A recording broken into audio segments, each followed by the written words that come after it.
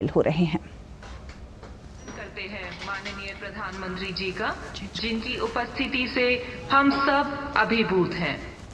मंच पर स्वागत करते हैं माननीय राज्यपाल महाराष्ट्र श्री रमेश बैस जी, माननीय मुख्यमंत्री महाराष्ट्र श्री एकनाथ शिंदे जी,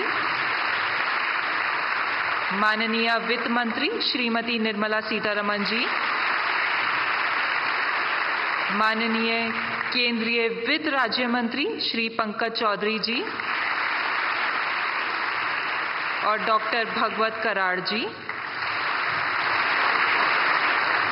माननीय उप मुख्यमंत्री महाराष्ट्र श्री देवेंद्र फडणवीस जी और श्री अजीत पवार जी का। मंच पर उपस्थित आप सभी विद्वजन, गणमान्य और विशिष्ट अतिथियों का हार्दिक वंदन और सादर अभिनंदन। अब हम रिजर्व बैंक गवर्नर से आग्रह करते हैं कि वे कृपया रिजर्व बैंक की ओर से माननीय प्रधानमंत्री महोदय को इस अविस्मरणीय क्षण की स्मृति स्वरूप एक स्मृति चिन्ह भेंट करें।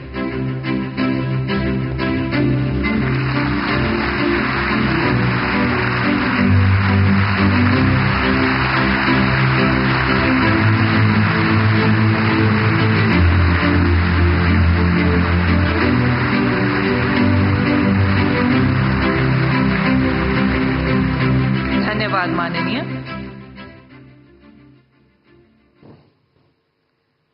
आज हम भारतीय रिजर्व बैंक के 9 दशकों की विलक्षण यात्रा के उत्सव को अविस्मरणीय बनाने हेतु यहां एकत्रित हुए हैं। आज हम भारतीय रिजर्व बैंक का ऐसा रूप देख रहे हैं जो अभूतपूर्व बदलाव के मंथन से गुजरा है। अपनी इस यात्रा के दौरान रिजर्व बैंक ने कई महत्वपूर्ण निर्णय लिए, अनेक चुनौतियों का सामना भी किया।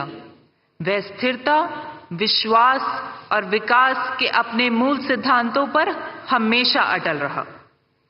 आज के दिवस के उपलक्ष्य में रिजर्व बैंक वित्तीय प्रणाली में स्थिरता और विश्वास बनाए रखने और भारत की विकास यात्रा का समर्थन करने के प्रण की ओर खुद को नई ऊर्जा और उत्साह के साथ फिर से समर्पित करता है।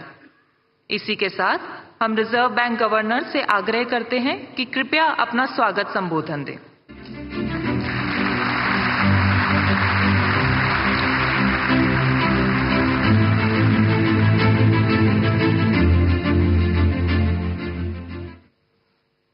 Honorable Prime Minister, Honorable Governor of Maharashtra, Honorable Chief Minister Maharashtra, Honorable Finance Minister, Honorable Union Ministers of State for Finance, Honorable Deputy Chief Ministers of Maharashtra, distinguished invitees, media representatives, and my colleagues from the Reserve Bank, both past and present.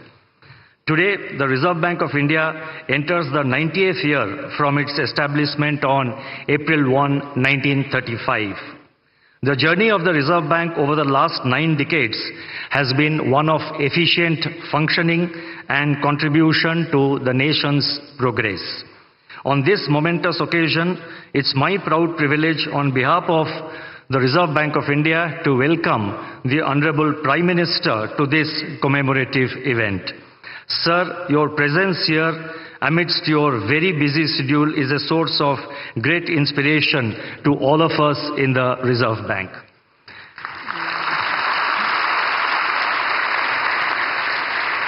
I also welcome the other dignitaries, the Governor Maharashtra, the Chief Minister Maharashtra, the Honorable Finance Minister, and other dignitaries on the dais to this event. Further, I welcome all distinguished dignitaries who are present here, all our invitees, and each one of you who has made it convenient to be here. The Reserve Bank's evolution as an institution has been closely intertwined with the development of the Indian economy.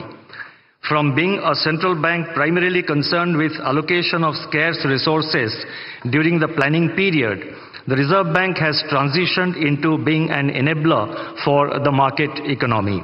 We are a full-service central bank with our functions spanning multiple dimensions. It has been our endeavor to promote the financial sector promote a financial sector that is robust, resilient, and future-ready. The path-breaking structural reforms, such as the enactment of the Insolvency and Bankruptcy Code and the adoption of flexible inflation targeting in the recent years, have helped us to deal with the challenges in the banking system and the task of maintaining price stability more effectively. Given the rapid changes taking place in today's world, especially in the areas of technology, innovation, business practices, and growing complexities in the financial sector, the Reserve Bank is constantly evaluating the emerging trends and taking necessary policy measures to remain in sync with the changing times. Our effort is to anticipate situations and take proactive measures. The global turmoil arising from the COVID-19 pandemic and the ongoing geopolitical hostilities have tested the resilience of every economy in the world, including India. The well-calibrated and coordinated monetary and fiscal policies adopted in our country went a long way in shielding our economy from these shocks and helped us to emerge even stronger than before. It's a matter of satisfaction that today our GDP growth is robust, inflation is moderating, the financial sector is stable, the external sector remains resilient, and the forex reserves are at an all-time high. Over the years, the Reserve Bank has emerged as a symbol of stability, resilience, and commitment to the welfare of our citizens. This has been possible due to the contributions made by generations of the team RBI. As we move towards RBI at 100, the Reserve Bank remains focused on ensuring a stable and strong financial system that would act as a bedrock for our country's economic progress. With these words, let me once again welcome the Honorable Prime Minister and the other dignitaries present in the dais and each one of you who is present here in the audience to this commemorative event of 90 years of the Reserve Bank. Thank you. Namaskar.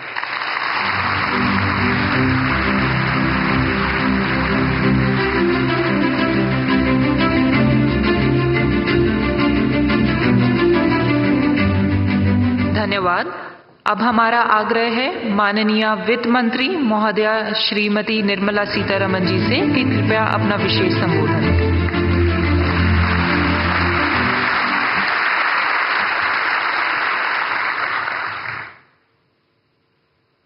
Respected Prime Minister,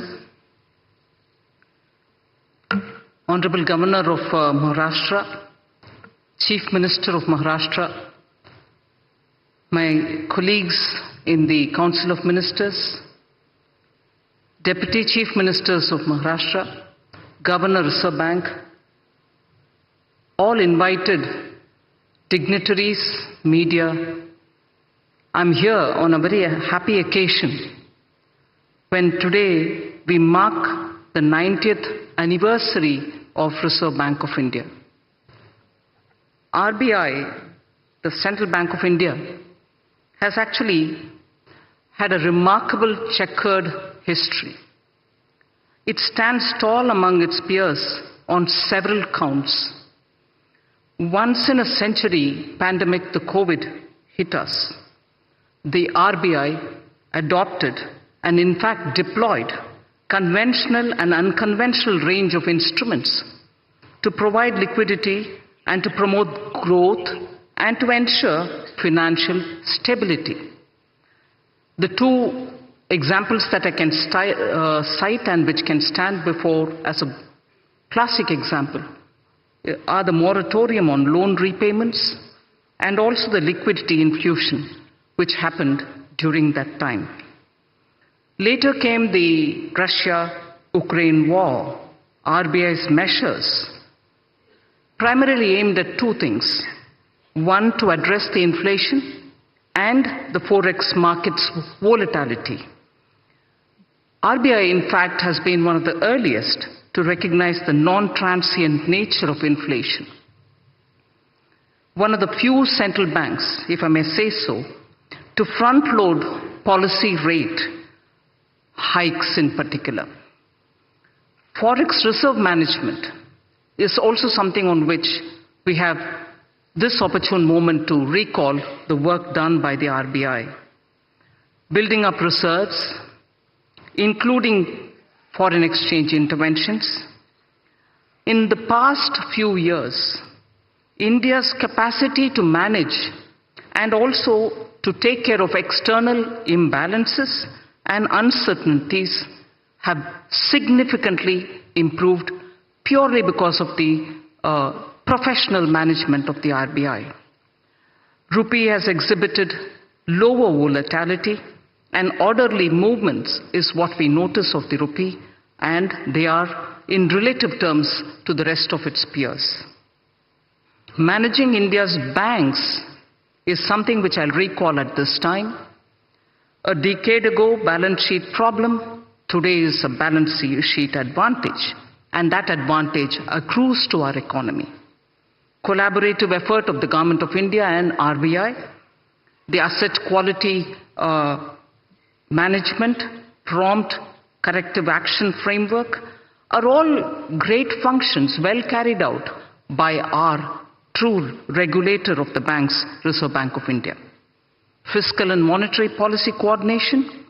As always, the Government of India is one of the governments, like very many others, and RBI manages its debt, which is very important for government. Inflation management, despite monetary tightening pressures and the measures which have been taken for monetary tightening, has stabilized the G-Sec yields, which is very important for the economy. The stability in G-Sec markets has contributed to overall financial market resilience and investor confidence in the Indian economy. Lastly, the Bank of International Settlements, BIS, has mentioned significant role played by RBI in a very unconventional point. RBI's role in anchoring inflation expectations using communication policy is significant, is what the BIS has said. And I'm sure not one in this audience would disagree with that. Apart from forward guidance, it was used for explaining the rationale. The policy of communication management has been used for explaining the rationale for the measures taken by the RBI. Thus, in the economy, confidence was built, and then optimism, if I can say so, optimism has been held up even during pandemic, held high and never let down. So optimism building is a very beautiful function which the RBI during crisis time has handled, because it adopted this unconventional instrument of communication with the people. And final word, institutional integrity is something which I would credit the RBI, and among very many central banks, India's RBI, for its institutional credibility, needs a big applause in the 90th anniversary. Thank you very much.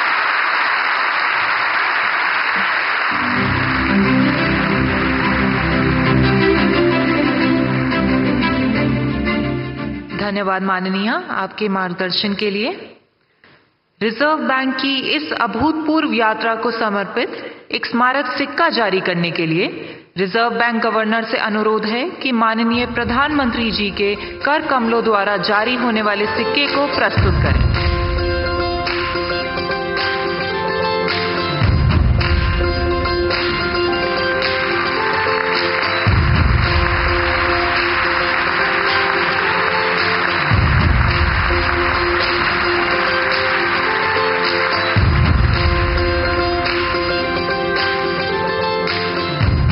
बहुत बहुत धन्यवाद माननीय।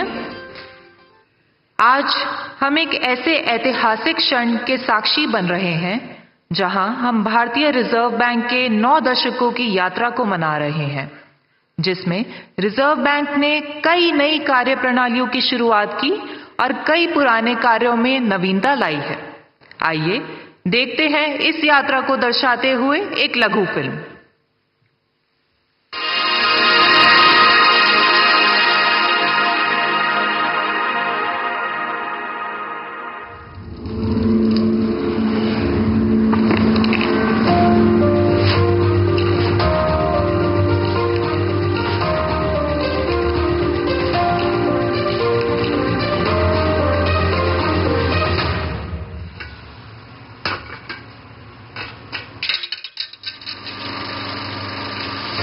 The Reserve Bank of India came into existence on 1st of April 1935 as a joint stock company. It was nationalized in 1949. Over the last 9 decades, through its multifarious functions, the RBI has played a crucial role in the development of Indian financial sector and the economy. As the currency issuer of the country, the RBI has ensured supply of good quality banknotes. It has achieved near self-sufficiency in printing and sourcing of security features of banknotes by setting up of currency printing presses, paper manufacturing units and in-house ink factory. Being the banker and debt manager to the central and state governments, the Reserve Bank has managed their market borrowing programs and facilitated development of the government securities market, introduction of new instruments, strengthening market infrastructure and expanding the participant base, including retail investors, have ensured deepening of financial markets. India's monetary policy framework has evolved from monetary targeting to flexible inflation targeting, which was introduced in 2016. This was a major structural reform and has fostered price stability. RBI's monetary policy decisions are backed by its robust research and data analysis. The Reserve Bank is also responsible for the country's foreign exchange and reserves management. Its role has evolved over the years from being a regulator to a facilitator in an environment of market-determined exchange rates. A number of measures have been taken to simplify foreign exchange regulations for facilitating investment and trade. As the regulator and supervisor of a large part of the financial sector, the RBI has played a crucial role in promoting a sound and efficient financial system in the country. The regulatory and supervisory architecture of the financial system has been comprehensively restructured in the recent years. As a part of its commitment to financial inclusion, the Reserve Bank's policy on priority sector lending and many other measures has channelized credit to the needy sectors of the economy. This has given a strong fillip to financial inclusion. To strengthen customer protection and grievance redress mechanisms, the scope of Banking Ombudsman Scheme has been gradually widened. The Reserve Bank Integrated Ombudsman Scheme embodies the One Nation, One Ombudsman approach. India now has state-of-the-art payment systems that are affordable, accessible, convenient, safe and secure. The country has acquired a leadership position in digital payments landscape. As a regulator of the payment system, the RBI has played a significant role on making this possible. As part of promoting responsible innovations in financial services, the regulatory sandbox of the Reserve Bank provides a platform for developing solutions with focus on innovation and research in the fintech space. Giving further fillip to innovation, the RBI has taken a pioneering role among central banks by introducing the digital rupee, the central bank digital currency, in 2022 as a pilot project. The RBI has also been an institution builder in niche areas of the financial services sector. In its 90 years journey, the Reserve Bank has navigated through turbulent times with commitment and determination. This was prominently visible during the COVID-19 pandemic and the war in Ukraine. India's financial system and the economy have emerged stronger from these unprecedented global shocks. As we commemorate 90 years of the RBI, we rededicate ourselves to building a robust financial system that is future-ready and contributes to the well-being of our country and the people.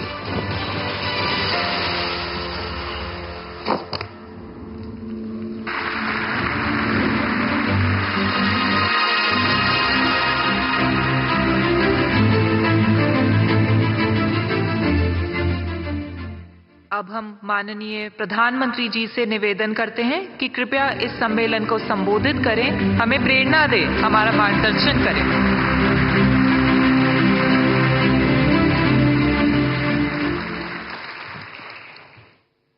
Maharashtra के राज्यपाल श्री रमेश बैस जी,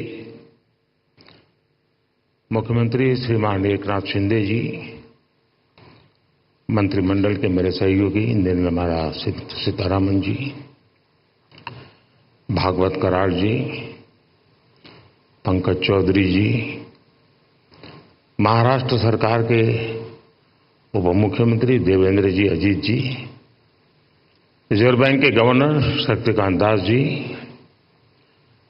reserve bank of India के अधिकारी, अन्य महानुभाव, देवी और सज्जनों,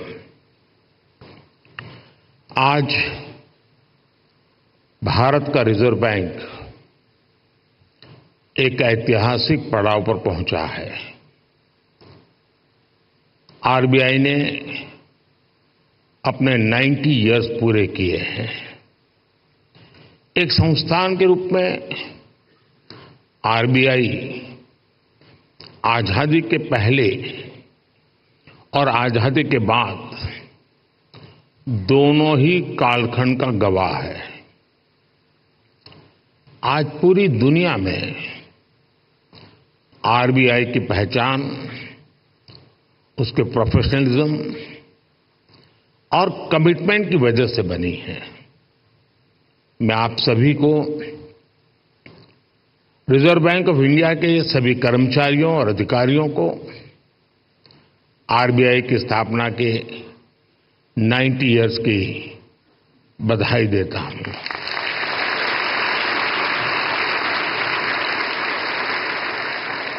और इस समय जो लोग आरबीआई से जुड़े हैं उन्हें मैं बहुत सौभाग्यशाली मानता हूं। आज आप जो नीतियां बनाएंगे, जो काम करेंगे, उनसे आरबीआई के अगले दशक की दिशा तय होगी। ये दशक इस संस्थान को उसके शताब्दी वर्ष तक ले जाने वाला दशक है और ये दशक विकसित भारत की संकल्प यात्रा के लिए भी उतना ही अहम है। और इसके लिए जैसा आप लोगों का मंत्र है, आरबीआई को तेज ग्रोथ को सर्वोच्च प्राथमिकता देते हुए ट्रस्ट और स्टेबिलिटी पर भी उतना ही फोकस करना है। मैं आरबीआई को उसके लक्ष्यों और संकल्पों के लिए भी शुभकामनाएं देता हूं। साथियों, आप सभी अपनी फील्ड के एक्सपर्ट्स हैं। आप जानते हैं कि देश की अर्थव्यवस्था, हमारी जीडीपी काफी हद तक मॉनेटरी और फिस्कल पॉलिसीज के कोऑर्डिनेशन पर निर्भर करती है। मुझे याद है जब 2014 में रिजर्व बैंक के 80वें वर्ष के कार्यक्रम में आया था, तब हालात एकदम अलग थे। भारत का पूरा बैंकिंग सेक्टर समस्याओं और चुनौतियों से जूझ रहा था। एनपीए को लेकर, भारत के बैंकिंग सिस्टम की स्टेबिलिटी और उसके भविष्य को लेकर हर कोई आशंका से भरा हुआ था। हालात इतनी खराब थी कि पब्लिक सेक्टर बैंक्स देश की आर्थिक प्रगति को जरूरी गति नहीं दे पा रहे थे। हम सभी ने वहां से शुरुआत की और आज देखिए, आज भारत के बैंकिंग सिस्टम को दुनिया में एक स्ट्रांग और सस्टेनेबल सिस्टम माना जा रहा है।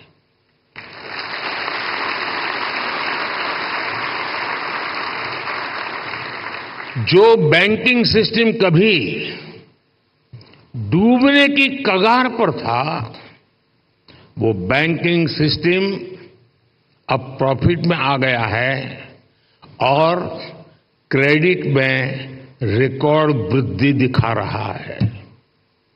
फ्रेंड्स,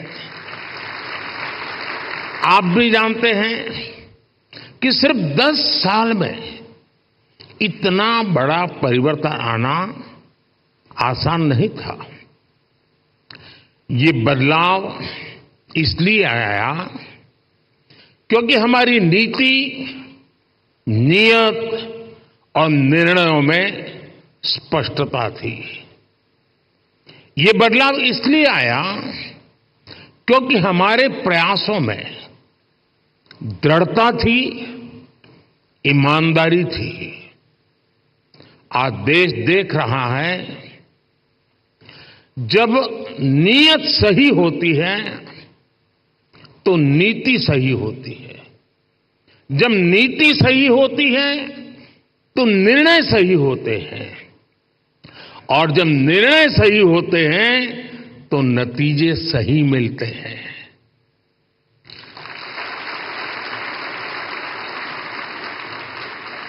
इन शॉर्ट, मैं यही कहना चाहता हूं, नीयत सही तो नतीजे सही।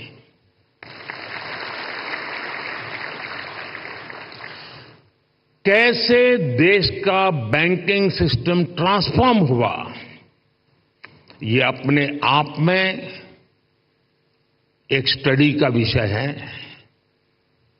हमने कोई भी सिरा ऐसा नहीं था जिसे ऐसे ही छोड़ दिया हो। हमारी सरकार ने रिकॉग्निशन, रिजोल्यूशन और रिकैपिटलाइजेशन की रणनीति पर काम किया।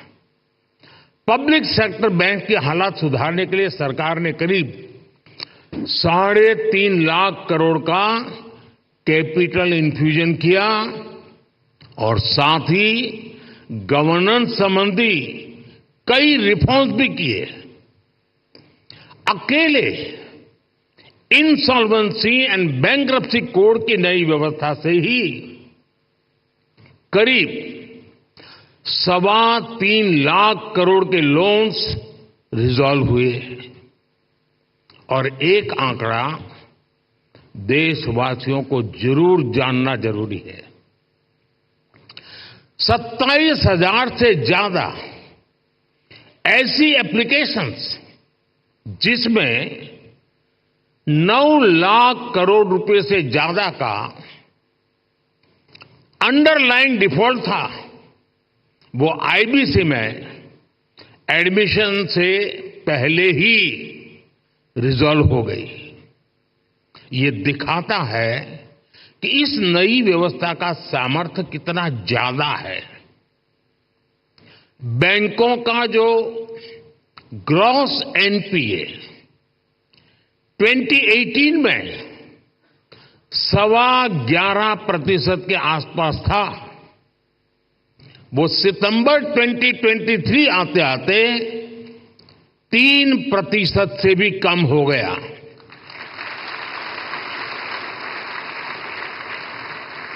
आज ट्विन बैलेंस शीट की समस्या अतीत का हिस्सा हो चुकी है। आज बैंक की क्रेडिट ग्रोथ 15% तक हो गई है और मैं इन सभी उपलब्धियों में आरबीआई की सहभागीदारी और प्रयासों की भी बहुत बड़ी भूमिका रही है और वो बधाई के पात्र हैं। साथियों, आरबीआई जैसे संस्थान के बारे में चर्चा अक्सर फाइनेंशियल डेफिनेशन और कठिन टर्मिनोलॉजीज तक ही सीमित रह जाती है। आपका कार्य जितना जटिल है, उसमें यह स्वाभाविक भी है, लेकिन आप जो काम करते हैं उससे देश के सामान्य मानव का जीवन सीधे तौर पर प्रभावित होता है। बीते 10 वर्षों में हमने सेंट्रल बैंक, बैंकिंग सिस्टम और अंतिम पायदान पर खड़े व्यक्ति के बीच इस कनेक्ट को हाईलाइट किया है। गरीबों का फाइनेंशियल इंक्लूजन आज इसका बहुत बड़ा उदाहरण है। आज देश में 52 करोड़ जनधन खाते हैं। इनमें भी 55% से ज्यादा खाते महिलाओं के नाम पर है।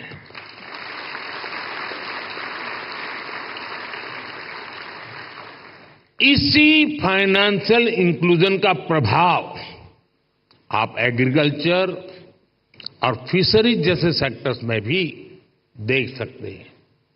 आज 7 करोड़ से ज्यादा फार्मर्स, फिशरमैन और पशुपालक के पास किसान क्रेडिट कार्ड हैं। इससे हमारी रूरल इकोनॉमी को एक बहुत बड़ा पुश मिला है। कोऑपरेटिव सेक्टर को भी पिछले 10 वर्षों में बड़ा बूस्ट मिला है। सहकारिता में कोऑपरेटिव बैंक की एक बहुत बड़ी भूमिका होती है और ये रिजर्व बैंक के रेगुलेशन और सुपरविजन का एक महत्वपूर्ण क्षेत्र भी है। यूपीआई आज एक ग्लोबली रिकॉग्नाइज्ड प्लेटफॉर्म बन चुका है। इस पर हर महीने 1200 करोड़ से ज्यादा ट्रांजैक्शन हो रहे हैं। अभी आप लोग सेंट्रल बैंक डिजिटल करेंसी पर भी काम कर रहे हैं। यानी पिछले 10 वर्षों में हुए ट्रांसफॉर्मेशन की एक तस्वीर ये भी है। एक दशक के भीतर ही हम पूरी तरह से एक नई बैंकिंग व्यवस्था, एक नई अर्थव्यवस्था और नए करेंसी एक्सपीरियंस में प्रवेश कर चुके हैं। और जैसा मैंने पहले कहा है, पिछले 10 साल में जो हुआ वो तो सिर्फ ट्रेलर है।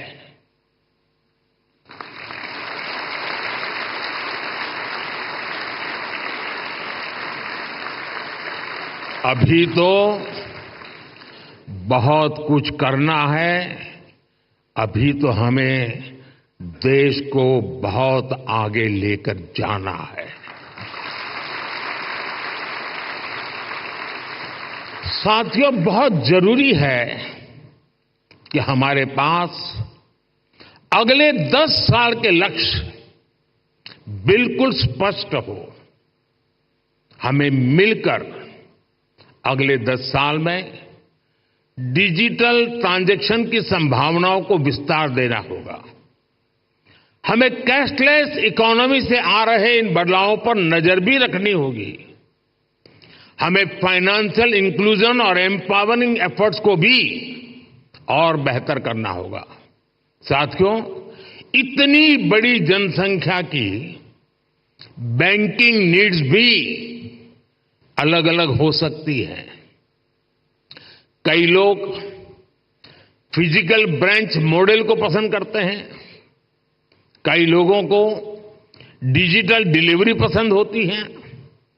देश को ऐसी नीतियां बनाने की जरूरत है जिससे ईज ऑफ डूइंग बैंकिंग बेहतर हो और सभी को उनकी जरूरत के अनुसार क्रेडिट एक्सेस मिल सके।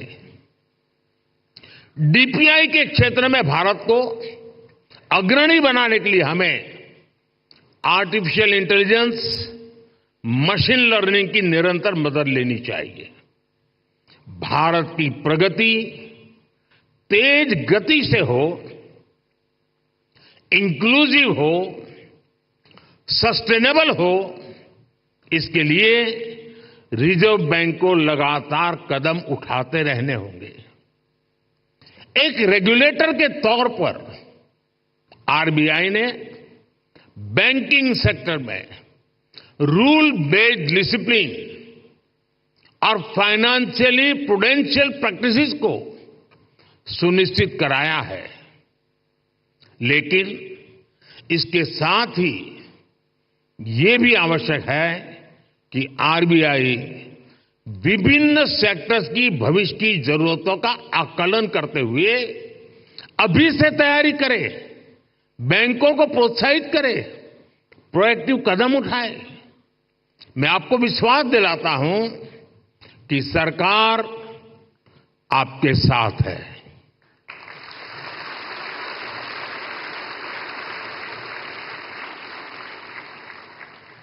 आपको याद होगा 10 साल पहले डबल डिजिट की महंगाई से निपटने का रिफ्लेक्शन तब की फाइनेंशियल पॉलिसीज में नहीं दिखता था। इससे निपटने के लिए हमारी सरकार ने रिजर्व बैंक ऑफ इंडिया को इन्फ्लेशन टारगेटिंग का अधिकार दिया। मॉनेटरी पॉलिसी कमेटी ने इस मैंडेट पर बहुत अच्छे ढंग से काम भी किया। साथ ही साथ सरकार ने एक्टिव प्राइस मॉनिटरिंग और फिस्कल कंसोलिडेशन, इसके भी कदम उठाए। इसलिए कोरोना संकट हो, अलग अलग देशों में युद्ध की स्थिति हो, तनाव हो, भारत में इन्फ्लेशन मॉडरेट लेवल पर ही रही। साथियों, जिस देश की प्रायोरिटी स्पष्ट हो, उसे प्रोग्रेस करने से कोई नहीं रोक सकता।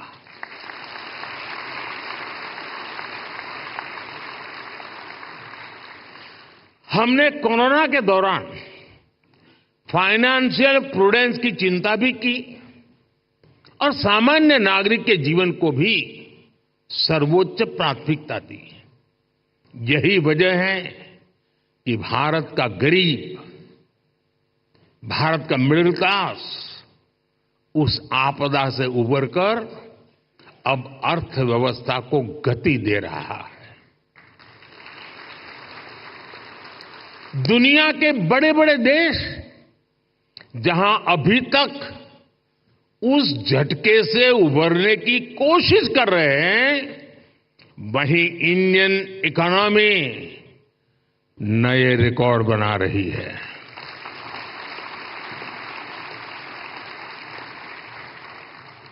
भारत की सफलता को आरबीआई वैश्विक स्तर पर ले जा सकता है।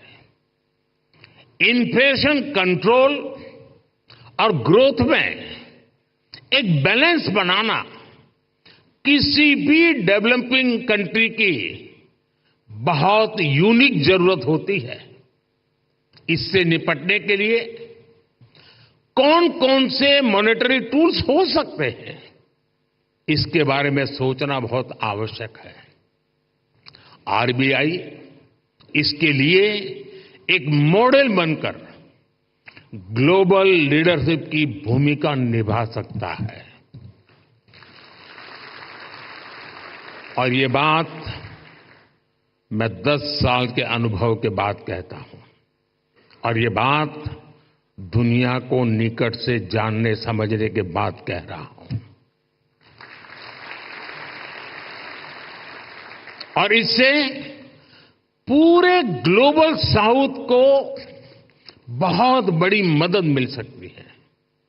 फ्रेंड्स, अगले 10 साल के टारगेट तो तय करते हुए हमें एक बात और ध्यान रखनी है, वो है भारत के युवाओं की एस्पिरेशंस। भारत आज दुनिया के सबसे युवा देशों में से एक है। इस युवा एस्पिरेशंस को पूरा करने में आरबीआई का अहम रोल है। बीते 10 साल में सरकार की पॉलिसीज की वजह से नए नए सेक्टर्स बने हैं। इन सेक्टर्स में देश के युवाओं को नए अवसर मिल रहे हैं। आप देखिए, आज ग्रीन एनर्जी जैसे उभरते हुए क्षेत्रों का विस्तार हो रहा है। सरकार सोलर एनर्जी और ग्रीन हाइड्रोजन जैसे सेक्टर्स को प्रमोट कर रही है। आज देश में इथेनॉल ब्लेंडिंग को लगातार बढ़ाया गया है। डिजिटल टेक्नोलॉजी में आज भारत एक प्राइम प्लेयर बनकर उभरा है। हमने स्वदेशी 5G टेक्नोलॉजी पर काम किया है। डिफेंस सेक्टर हम बड़े एक्सपोर्टर की भूमिका में आ रहे हैं। एमएसएमई पूरी भारतीय अर्थव्यवस्था और मैन्युफैक्चरिंग सेक्टर की बैकबोन जैसे हैं। ऐसे सारे सेक्टर्स में अलग अलग तरीके के कर्ज की जरूरत होती है। कोरोना के समय हमने एमएसएमई सेक्टर के लिए जो क्रेडिट गारंटी स्कीम बनाई, उसने इस सेक्टर को बहुत बड़ी शक्ति दी थी। रिजर्व बैंक को भी आगे out of the box policies के बारे में सोचना होगा। और मैंने देखा है हमारे शक्तिकांत जी आउट ऑफ बॉक्स सोचने में माहिर है।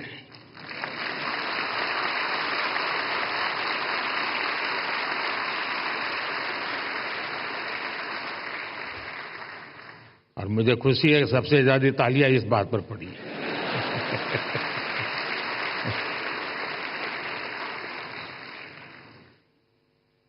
विशेषकर नए सेक्टर्स में हमारे युवाओं को पर्याप्त क्रेडिट अवेलेबिलिटी मिले, ये सुनिश्चित किया जाना बहुत जरूरी है। साथियों, 21वीं सदी में इनोवेशन का बहुत महत्व रहने वाला है। सरकार इनोवेशन पर रिकॉर्ड इन्वेस्ट कर रही है। आपने देखा है, अभी अभी हमने जो इंटरिम बजट दिया, उसमें इनोवेशन के लिए 1 लाख करोड़ रुपए का रिसर्च फंड भी बनाया है।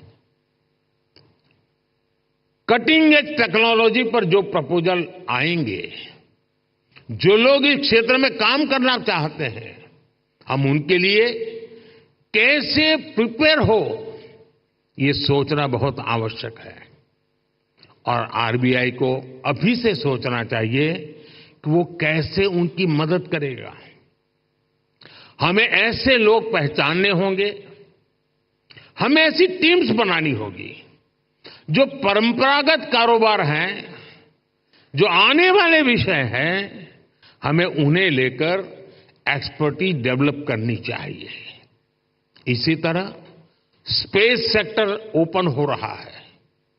इसमें नए नए स्टार्टअप्स आ रहे हैं, तो उनको क्रेडिट के लिए किस तरह का सपोर्ट चाहिए, ये हमें देखना होगा।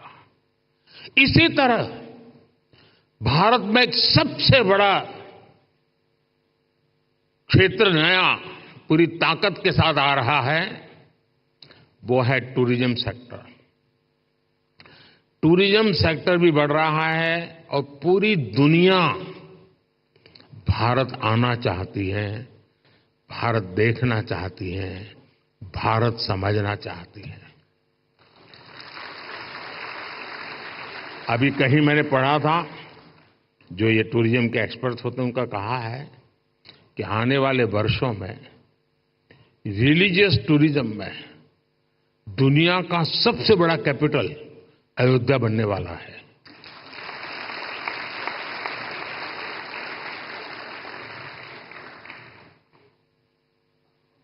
हमें देखना होगा कि इस सेक्टर को फाइनेंशियल सपोर्ट करने के लिए हमारी क्या तैयारी है। जो देश में नए नए सेक्टर्स बन रहे हैं, हमें उनमें अभी से एक्सपर्टीज डेवलप करनी चाहिए और उनको हम कैसे सपोर्ट करेंगे, इस पर भी पहले से मंथन होना चाहिए। अभी 100 दिन मैं चुनाव में बिजी हूं, तो आपके पास भरपूर समय है। आप सोच के रखिए, क्योंकि शपथ लेने के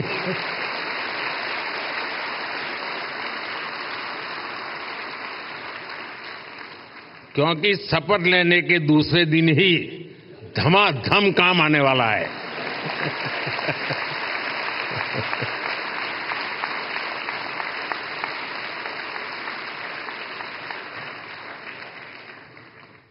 साथियों, हम लोगों ने फाइनेंशियल इंक्लूजन पर बहुत काम किया है, डिजिटल पेमेंट पर बहुत काम किया है। इससे हमारे छोटे बिजनेस की, रेहड़ी पटरी वालों की फाइनेंशियल कैपेसिटी अब ट्रांसपेरेंटली दिखाई देने लगी है। अब इस जानकारी का उपयोग करते हुए हमें उन्हें फाइनेंशियल एम्पावर करना है। फ्रेंड्स, हमें मिलकर अगले 10 वर्षों में एक और बड़ा काम करना है। हमें भारत की आर्थिक आत्मनिर्भरता को बढ़ाना है। हमें कोशिश करनी है कि हमारी इकोनॉमी दुनिया के संकटों से कम प्रभावित हो। आज भारत ग्लोबल जीडीपी ग्रोथ में 15% के साथ ग्लोबल ग्रोथ का इंजन बन रहा है। इन स्थितियों में ये प्रयास होना चाहिए कि हमारा रुपया पूरी दुनिया में ज्यादा एक्सेसिबल भी हो, एक्सेप्टेबल भी हो। एक और ट्रेंड जो बीते कुछ वर्षों में पूरी दुनिया में देखने को मिला है, वो है बहुत ज्यादा आर्थिक विस्तार और बढ़ता हुआ कर्ज। कई देशों का प्राइवेट सेक्टर डेट तो उनकी जीडीपी के 2 गुने तक पहुंच गया है। कई देशों का डेट लेवल उस देश के साथ साथ पूरी दुनिया की अर्थव्यवस्था को प्रभावित करता है। रिजर्व बैंक को इस पर भी एक स्टडी करनी चाहिए। भारत की ग्रोथ के जितने प्रॉस्पेक्ट्स और पोटेंशियल है, उसको ध्यान में रखते हुए क्रेडिट की कितनी उपलब्धता होनी चाहिए और उसको कैसे सस्टेनेबल तरीके से मैनेज किया जाना चाहिए, इसे आधुनिक परिप्रेक्ष्य में तय किया जाना बहुत आवश्यक है। साथियों, देश के लिए जरूरी प्रोजेक्ट्स को फंडिंग देने के लिए हमारी बैंकिंग इंडस्ट्री को उसके आगे बढ़ना भी उतना ही जरूरी होगा। और इस आवश्यकता के बीच आज कई मोर्चों पर चुनौतियां भी हैं। एआई और ब्लॉकचेन जैसी नई तकनीकों ने बैंकिंग के तरीकों बदला है, पूरा तरीका बदल गया। बढ़ती डिजिटल बैंकिंग की व्यवस्था में साइबर सिक्योरिटी की भूमिका बहुत अहम हो गई है। फिनटेक में होने वाले नए इनोवेशंस बैंकिंग के नए तरीके बनाने जा रहे हैं। ऐसी परिस्थितियों में देश के बैंकिंग सेक्टर में, उसके स्ट्रक्चर में क्या बदलाव जरूरी है, इस पर हमें सोचना होगा। इसमें हमें नए financing, operating and business models की आवश्यकता हो सकती है। ग्लोबल चैंपियंस की क्रेडिट जरूरतों से लेकर रेहड़ी पटरी वालों तक की जरूरत को कटिंग एज सेक्टर से लेकर ट्रेडिशनल सेक्टर तक की जरूरतों को हम पूरा कर सकें, ये विकसित भारत के लिए बहुत जरूरी है। विकसित भारत के बैंकिंग विजन के इस पूरे अध्ययन के लिए रिजर्व बैंक बहुत उपयुक्त संस्था है। आपके ये प्रयास 2047 के विकसित भारत के निर्माण के लिए बहुत अहम होंगे। एक बार फिर आप सबको मेरी बहुत बहुत शुभकामनाएं। धन्यवाद।